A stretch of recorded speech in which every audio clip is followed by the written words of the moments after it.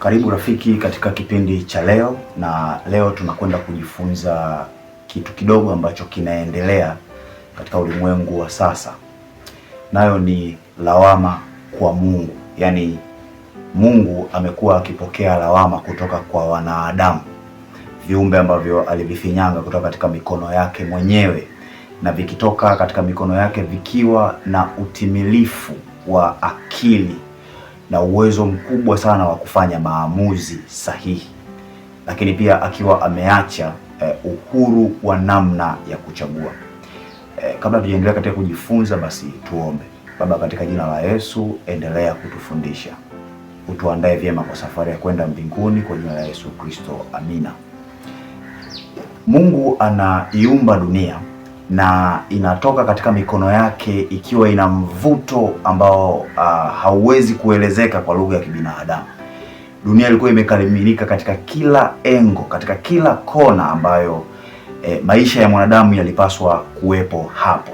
Lakini pia mwanadamu anakuja kuumbwa kwa namna ya ajabu sana ambayo hakuna kiumbe yeyote ambaye anaweza kufanana na maumbile yake, muonekano, lakini pia ubongo, nikimaanisha mahali ambapo akili zinachujwa, mahali ambapo maamuzi ya mtu huwa yanafanywa.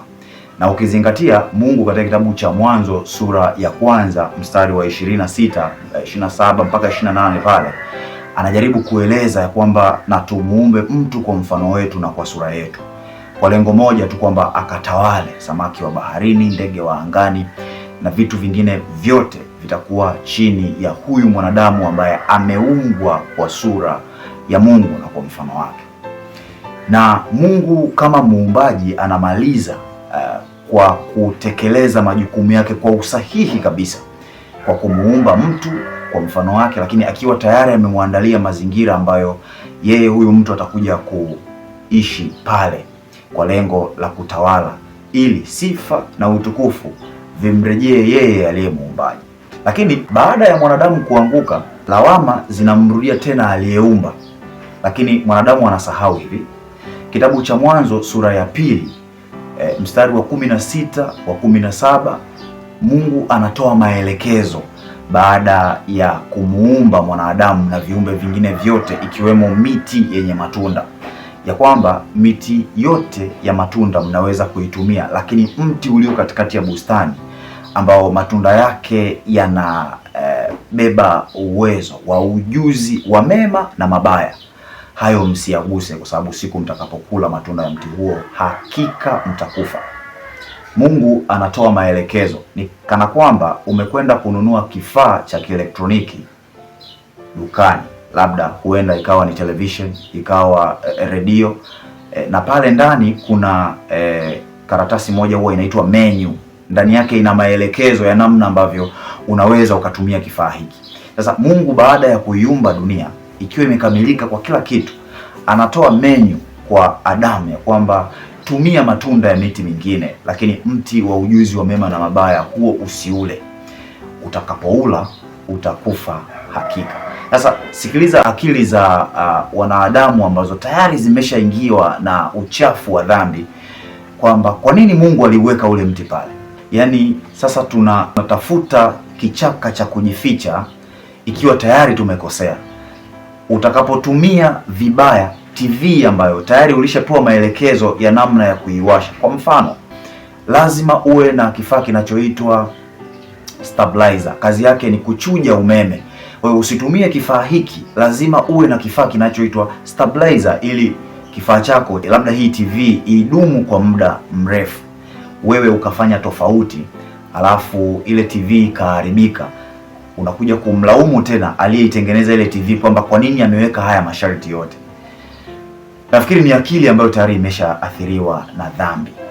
Mwanadamu uliumbwa kwa akili ambayo sio ya kawaida, na kwa sababu Mungu alikuamini kwa namna alivyokuumba, kitabu cha Torati sura ya 30 na mstari wa 19, Mungu anasema, nimekuwekea njia mbili mbele yako, kuna uzima lakini pia kuna mauti. Chagua uzima ili uishi wewe na kizazi chako. Mti wa ujuzi wa mema na mabaya uliwekwa katikati ya bustani ili uwe kipimo cha Adamu na Hawa kuhusu utii wao kwa Mungu. Si kwamba Mungu kuna kitu alikuwa hakijui kuhusu akina Adamu. No. Mungu aliweka ule mti pale uwe kama kioo, ukitafsiri utii wa Adamu na Hawa kwa Mungu wao au muumbaji wao.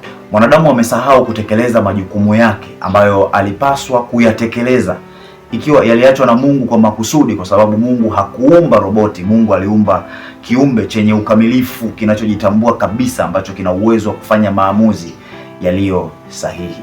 Lawama kwa Mungu imekuwa ni kichaka, watu wakitafuta nafasi ya kujiondoa katika kuonekana kuwa wabaya, lakini kiuhalisia hata Kaini katika kitabu cha Mwanzo sura ya 4 na mstari wa 7 aliulizwa, hivi ukitenda mema hutapata kibali?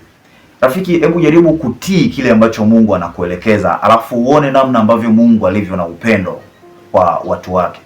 Mabaya yote ambayo tunayaona leo ni kwa sababu ya chaguzi tunazozifanya.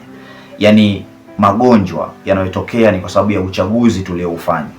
Vita vinatokea ni kwa sababu ya uchaguzi wa mwanadamu ambao ameufanya. Vifo na mambo mengine ambayo yanatukatisha tamaa katika maisha ya ulimwengu huu, yote mabaya yanatokea kwa sababu ya uamuzi tunaoufanya ambao hauendani kabisa na kile ambacho Mungu ametuelekeza. Ninakupendekezea leo kumtii Mungu katika ukamilifu wake kutokana na zile sheria alizotupatia, alafu tuuone upendo wa Mungu ulivyo halisi katika maisha yetu. Ninakubariki sana kwa jina la Yesu Kristo. Amina.